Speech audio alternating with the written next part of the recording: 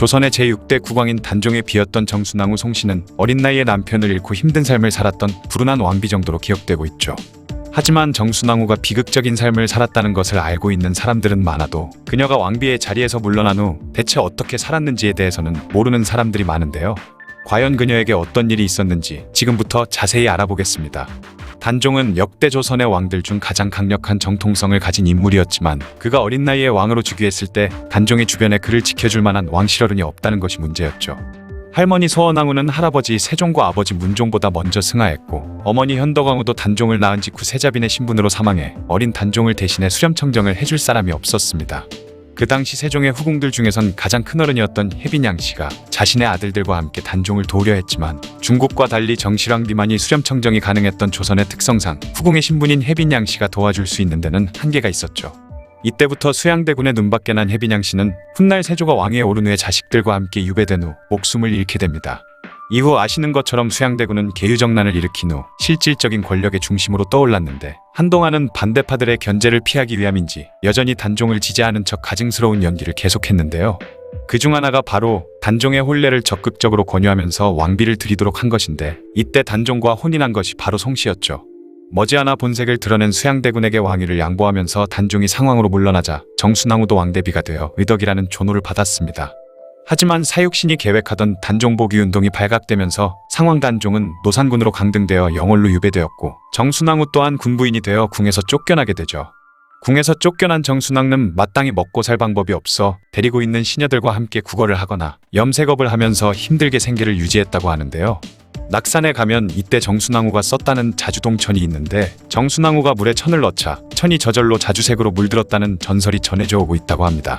정조 때 유본내가 쓴 한경지략에 따르면 힘들게 하루하루를 버티는 정순왕후를 동정한 주변의 부녀자들이 끼니 때마다 그녀에게 남는 음식을 조금씩 가져다 주곤 했는데 조정에서 이 사실을 알고는 그 일을 금지해버렸다고 하죠. 그러자 여인들은 머리를 써서 정순왕후의 집 근처에 남자들이 들어올 수 없는 여자들만의 작은 채소 시장을 열어 채소를 파는 척하면서 먹을 것들을 모아 정순왕후에게 몰래 가져다 주었고 이것이 훗날 영도교 근처에 생긴 금남의 채소 시장이 되었다고 합니다. 정순왕후가 궁에서 쫓겨난 지 몇 개월 후 결국 단종이 영월에서 세상을 떠났고 남편이 역적 죄인으로 죽음을 맞으면서 그녀 또한 관아에 소속된 노비, 즉 관비가 되는 신세가 되었죠. 관노비는 원래 관청에 소속된 노역을 담당해야 했지만 세조가 그녀에게 노역까지 시키지는 않았다고 합니다. 민담에 따르면 정순왕후 송씨는 단종이 유배된 후에 현재의 종로구 창신동 위치에 있는 청룡사라는 절에 출가했는데 남편이 죽은 후부터는 무척이나 슬퍼 보이는 얼굴로 매일 앞산에 올라가 남편이 죽은 영월 쪽을 바라보며 통곡했다고 하는데요. 그런데 정순왕후가 남편의 죽음을 슬퍼하며 통곡했다는 것은 맞지만 그녀가 출가를 했다는 것은 사실이 아니며 단지 동대문 밖 청룡사 근처에 작은 암자를 짓고 시녀들과 함께 살았기 때문에 그런 소문이 퍼진 것이라고 합니다. 한때 신숙주가 폐서인된 정순왕후를 첩으로 삼았다거나 세조에게 그녀를 노비로 달라고 요구했다는 설도 많았지만 기록에 따르면 이것은 사실이 아니라고 합니다. 사육신 사건과 같은 반정이 터지면 그와 관련된 부녀자들은 모두 노비가 되는데 이 중에서도 사건에 직접 관련된 인물들은 단순 관노가 아니라 대신들에게 사노비로 하사한 사례가 조선 초기에 많았다고 하는데요. 때문에 사육신 사건 이후에도 그 부녀들이 대신들에게 하사되었는데 그 목록이 모두 조선왕조실록에 기록되어 있다고 합니다. 그런데 신숙주에게 내려진 것은 정순왕후 송씨가 아니라 최면의 누이와 조한규의 아내 그리고 그 딸뿐이었다고 하죠. 안 그래도 숙주나물 소리를 들으며 변절자 취급을 받던 신숙주인데 만에 하나라도 정말 세조에게 저런 청을 했다면 그 당시에는 물론이고 지금까지도 미친 듯이 까였을 거라고 합니다. 저런 썰이 떠돌았던 이유는 조선 말 3대 문장가로 꼽히는 김태경이 쓴 역사서인 한사경에서 좌이정 신숙주가 노산군의 부인 정순왕후를 노비로 삼고자 추청하였으나 왕이 윤허하지 않았다라는 대목이 나오기 때문인데요.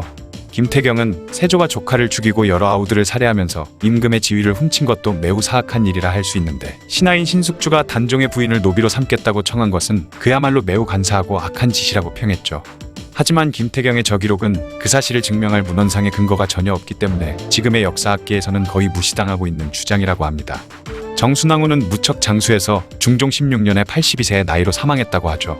조선 역대 임금 중 두 번째로 이른 나이에 죽은 남편과는 반대로 그녀는 조선 역대 왕비 중 두 번째로 오래 살았던 왕비라고 합니다.